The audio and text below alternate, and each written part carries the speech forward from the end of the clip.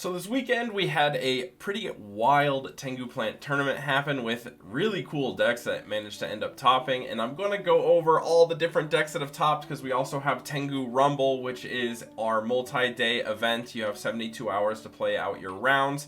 That way you can kind of play out over a period of time and assign when you play rather than play out over a single day if you're a more busy schedule kind of person. But yeah, I'm going to go over these tournaments, and if you didn't catch the end of my recent stream, I would go check it out because I did make a pretty cool announcement about Tengu Plant Worlds. I'll be doing a video on that here soon, but that is going to be a really crazy event, and I'm super excited that we're going to be able to be hosting this. But yeah, so let's just talk about these tournaments here. We got Tengu Rumble, the multi-day event. This event we have the meta breakdown for, which we have 4 Tengu plants, there was 3 Tengu, 1 Psychic plants, I guess. And then we have 4 Chaos, 1 Unicorn Chaos, 1 Piper Chaos, 1 Unicorn Piper Chaos, and then 1 Anti-Meta. We had 3 Hero Beat, 3 Jurak, 1 Hero Jurak, 2 Agents, 1 Herald Agents, 2 Zombies, 2 X-Sabers, and then a bunch of others. So we had Lancer Frog, Crusher Controls, Scraps, Fu Rin Kazan, I think I know what that is, TG Stun, Gladiator Beast. So just a bunch of different decks in the pool, but we'll take a look at our top 4. In 4th place, we have Dark Signer, who was playing Tengu plants. And looking at the list, it do be looking pretty standard as per usual. I like the hand trap lineup. Just do the 3 Veiler, don't main the Max C. Chaos Orc in the main. This is being kind of seen a lot for a lot of Tengu plant players. As a lot of people are going for Chaos Orc in the main. I don't disagree with it. I think it's smart. Nice thing about it is it kind of gives you, makes you less max seeable. This card's just like a pretty powerful card, as an inherent summon. But yeah, pretty standard. Interesting that they opted for 1 D Prison, 1 Mirror Force. I would have just gone 2 D Prison personally because, I'm not a Mirror Force guy. But yeah, other than that, pretty standard Tengu plants. That was our 3rd place, but it gets a lot crazier as we move on because we had our first ever Lancer Frog tops, and so we had Zoidberg, who ended up topping with Lancer Frogs, and this is a very unique build because we're playing like almost looking like an Edison deck. We got the hamsters and the Raikou and then Lila going for some type of mill strategy just to try to set up your grave with the frogs. I don't really hate that. I think that makes some sense. I do think Lancer Frogs are really strong, and it's like a deck that really just doesn't see any play. But I've always said that this deck could top, and here it is. It finally topped. That's super hyped to see. So we have yet another unique deck that is topped in this format now. But yeah, this deck is pretty sick. I'm interested why they opted for the hamster Raikou strategy over just standard frogs. There's also I guess maybe it sets up lights and darks because you also have the BLS, which is pretty cool. So yeah, pretty interesting stuff. We got Soul Exchange in the side deck going for if you want to tribute your opponent's monsters. I don't know why side that over main it. And also only on 2 Econ in the deck that's abusing Treeborn Frog. That's also interesting to me. I feel like you want to max out on Econ. We have a single copy of Tuning, which is going to allow you to synchro with either your Raikous or your Dupe Frog. Yeah, just kind of weird ratios on things, but at the same time it obviously worked. Got 3rd place, so congrats to Zoidberg. I'd like to hear some explanations on the ratios in the comments of this video, so if you're out there, please do so. I don't have a working download link for this one, so this is Joy Boy's Agents. Interesting they opted for 1 Christia BLS then Christia. It's a weird organization of the deck, but it is what it is. You guys know what this is. It's standard Agents. We got Treacherous Trap Hole in the main and 2 Duality. I'm not a fan of the Duality. I think you should just run traps. I think this list is okay, but it could be trimmed down a bit. I just think you could make this a lot more clean and consistent if you just removed the Max C. I mean, you could maybe run 1 if you wanted to, but I think trimming some of these cards down, just adding traps would just be better. Not a fan of Max C in main, as you guys already know. But then we also have Dust Shoot plus Warnings in the side. I think you should just main those instead and trim that fat down. Then you have more side deck space for some other things. We also got the I gotta look this card up again. Avenge Knight Parshath. in the extra deck, so not sure why. This card's effect is you can target one face-up monster your opponent controls, change that target's battle position. If this card attacks a defense position monster, inflict piercing damage to your opponent. It doesn't even got the draw, but it's the Parshath card. You know what I'm saying? It needs to draw. It needs to say like draw 3 or something. That'd be probably a little imbalanced, but yeah, that's Joy Boy's Agents.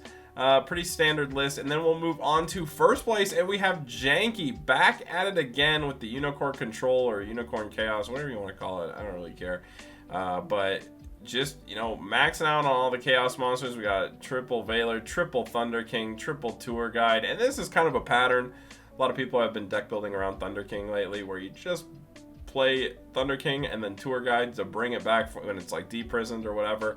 But yeah, this is a pretty clean list. Not opting for the Wreck list, so less like focus on the hand control with the Unicorn. But I mean, we're still using the Kushano and the Dark Bug, the legendary Dark Bug. But yeah, it's really cool that Janky's just one of those players that's been putting in the time and effort into their list to make this deck work, and obviously it's working because we take a dub, which is really cool. Chain Disappearances in the side is kind of odd. I wonder how that like worked. I'm not a fan of this card. I think it like doesn't hit enough. It does hit some decks real hard. Like for example, you hit Dark Soul and X Sabers, woo, it's over. But yeah, I'm not sure how I feel about this card. I'd like to know why Janky sided it, and if Janky and like, you know, thoughts on the card, like when you side that in, stuff like that. So yeah, I'd like to know your thoughts, Janky, if you're watching the video. But yeah, we got 7 tools on the side. I don't really hate that either. That's not too bad. Yeah, just kind of back to the roots. We've seen the deck before, but really cool to see kind of the optimization over time. I think this list looks really clean. I like, again, I like the maximizing on like Thunder King plus Veiler plus Tour Guide. You know, you got all the good stuff, and it looks pretty good. We even got a little cheeky gores in there, which is kind of cool. So yeah, that is Tengu Rumble 8. So that was our multi-day event. Congrats to Janky for catching the dub. All right, so Tengu Plant Takeover 11. This was the single day event, but what we're gonna do is we're gonna take a look at the meta breakdown, and this was actually a pretty meta-filled tournament. The only thing is there was no one playing Agents. We had, I think Halfar was in here playing Agents, but then he dropped because he was Sleepy Boy or something like that. I don't know what happened, but yeah, so we got TG Stun. There were 3. This deck saw a lot of representation, which is surprising. This deck hasn't been that popular, and now it's starting to rise in popularity. It is a very strong deck, I will not lie. 3 Tengu Plants. We had 3 Chaos, 2 Dragunity, 1 Crusher Control, 1 Flamvel Nordic, 1 Fu Rin Kazan, 1 Counter Fairy, 1 6 Samurai, 1 Hero Beat, and 1 Infernity. The Infernity made me really sad. That guy was doing really well and then just like dropped after their first loss, so that's like kind of depressing. But yeah, we'll move on to top 4. So in 4th place, we had Pablo, who was playing Tengu Plants. And now I actually think this list is very interesting, and I think it's pretty good.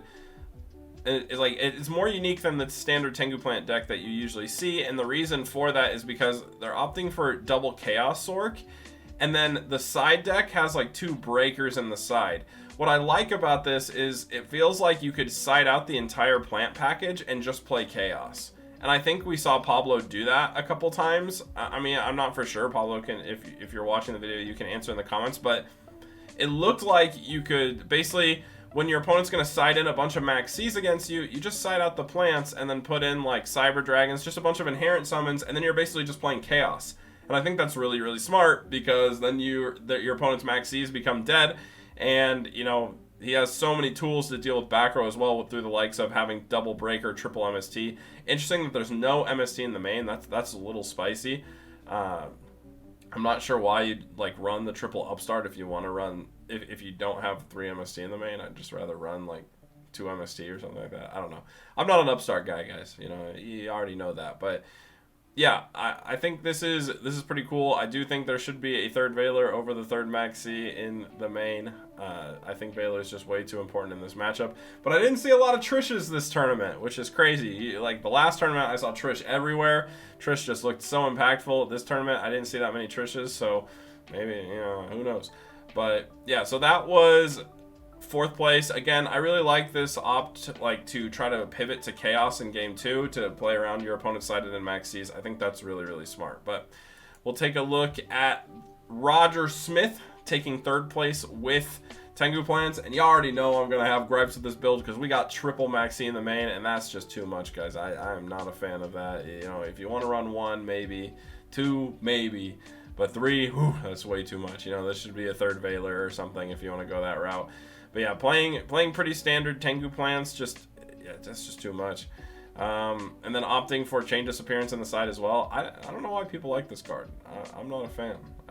Like I said, it can win games against some very specific decks, but it also just like I feel like does nothing against a lot of stuff. And I like my cards to be generic, like able to deal with a lot of different stuff. And this feels like it's like really specific. But yeah, pretty standard plans. I don't really have much else to say about it. All I can say is don't run this many max C, guys. That's too much. All right, but second place, this is Aomine's TG stun, and this list is spicy. I don't know what the hell happened here. Like, we got, you know, the standard TG lineup, but then we're throwing in a little extra card. We got Infernity Randomizer in the main. I don't think I ever saw this card hit the field in this deck. And then we also had Exiled Force, which was also weird. This card came up a lot. It actually was outing a lot of things that otherwise shouldn't have been able to be outed, which like is super interesting. I mean, we're on the Call of the Haunted, so it makes sense. This does work under Skill Drain as well, so it's like a monster that can pop something because you tribute itself to do it, so tribute for cost. The only thing I'll say is if you're going to opt for like a randomizer in the list, I think it would have been smart to use Reinforced Truth. You have 3 targets with TG Striker. I think Reinforced Truth goes really well with a deck like this because basically as soon as you set up your back row and like, you know, you're in a good spot to do it, you can just flip the Truth and get a randomizer, and it's also chainable. So I think that's kind of good to just like start drawing free back row. Also, the opting for 3 Horn of the Phantom Beast is kind of spicy. I thought people were cutting this card. Maybe I'm wrong. I thought people were like starting to reduce this down because it can be kind of bricky, but I guess it was looking, honestly, it was looking pretty good this weekend. It was like always relevant when it was flipped. So yeah, this list performed really, really well. The side deck is so spicy. We got Liberty at last. When a monster you control is destroyed by battle, send to the graveyard, target 2 face-up monsters on the field, shuffle those targets into the deck. That's a spicy card. We also have Green Kappa, target 2 set spell trap cards on the field, destroy those targets with triple MST on the side and the breaker. The side deck, I'm not sure what we're citing for here with these cards. Like, it does seem kind of generic, but I don't know, like, I don't know. I don't know what matchup you're worried about, I guess. It's kind of bizarre, but yeah, we also even got the TG Power Gladiator in the main deck. That's Pog, you know, get that piercing and it draws a card. It's a generic 2300 level 5 that draws a card when it's destroyed. It's honestly not that bad of a card. I'm kind of a fan. But yeah, congrats to Aomine for taking second place. This list was really, really cool, really unique for TG Sun. I haven't seen one like this. But yeah, we'll move on. First place, we have Psychon, who was playing Dragunity. And guys, I was right. I called it. I was right about Dragunity. You know, I said this deck could win. I said this deck could top. Everyone said, oh, but Maxi and Baylor. Yeah, it doesn't matter, guys. You can still win. But honestly, the MVP of this list, this weekend was Dark Samorg. This card was just taking names. I watched his opponent draw like 4 or 5 cards on Maxi, and then he just summons Dark Samorg and passes against TG Stun, and TG Stun just couldn't play the game. Like, not being able to set cards is actually really, really crazy, especially when you're threatening like Ravine going into Ducks. I like that they just basically said we don't need Legionnaire except on the side, I guess. So just literally 2 Phalanx and then 3 Ducks. And then the rest is like dragons, which is allowing him to like run Future Fusion, which is really cool. The tour guide's relevant because 1, you can make Leviathan Dragon, which you can then banish for Red MD, but also it can bring back your banished copies of like certain monsters, like you can bring back the Wyvern, which is cool, and it also just sets you up with a dark with a bunch of winds to make the Dark Samorg. I also like Malefic Stardust Dragon. I was testing this in Dragunity as well. It protects your Ravine, and then also you can just special summon it and banish it for a Red MD, which is, you know, really good, just dropping a free dragon. on the field. Yeah, this list is super cool. I'm really stoked because I'm definitely gonna give like this list a try. I'm gonna do a little net deck because this list is so cool. Went undefeated in the whole tournament, did not drop a set, and yeah, I also saw it open like God Hand against TG Stun in game 2. If you didn't catch that finals, it was honestly kind of wild. But we literally watched like, it was like Future Fusion, a turn 1 Future Fusion into like Dark Samorg and a Stardust Dragon. It just was so absurd, all the stuff that like got it like was borderline unbreakable board turn 1, which is so rare in this format. So looked really, really cool. I'm also a huge fan of Quackimiro Drago in this format. I think this card goes really hard. It really hurts things like agents and stuff like that. So any deck that can toolbox it well, I think is good. And I think this is a really creative approach to Dragunity. And like I said, I'm really excited to try it. This was a super, super cool list. And I mean, we even see that extra Dark Samorg inside, because I swear that this is what you're signing in against those back row decks. And you can just see the relevancy of it. If this sticks, it's just... Literally, this won 2 out of the 3 games in grand finals against TG Stun. Like, TG Stun just couldn't play the game against it. So, really powerful card. But yeah, the only gripe I have, you already know the gripe I have. We got the 2 Max C over Valor. I definitely think, especially in this deck where you're really relying on your graveyard being set up, like, what do you do if you get Trished? You know what I'm saying? I feel like you have no defense against Trish outside of Warning Judgment. So I personally would say this is not worth it compared to the Valor. I would honestly probably up to 3 Valor because I am a 3 Valor connoisseur. But other than that, this list is super cool. Oh, also interesting, we got 2 Vajrayana in the main. Not maining 3, even though we got the 3 Ducks. So there has to come a point where you're just synchroing for 6 with the Phalanx, or you're just expecting to not see, or that not all will resolve. I guess it makes sense. In all honesty, how often are they all resolving?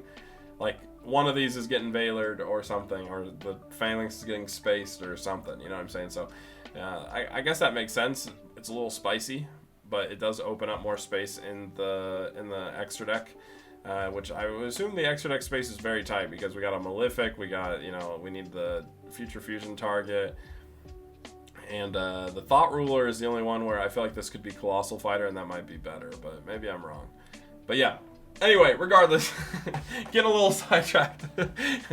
This deck was really cool, and this was honestly a really cool tournament. We're seeing new things pop up and top every single time, guys. And I'm really excited to see what happens with the Tengu Plant Worlds tournament, what happens with all the players in there, what kind of creative decks people can come up with and top with. So, yeah. That's going to wrap it up for this video, guys. We're going to give a quick shout out to the Patreon. So we're going to say shout out to Richard, Beast Eyes, Slap God, My Dude, Photo Shooty, Brian Ford, and Sven Olbrehen. Thank you guys so much for the support. Other than that, thank you guys so much for watching. Let me know what you guys think of these decks in the comments. But make sure you guys have a great time doing today.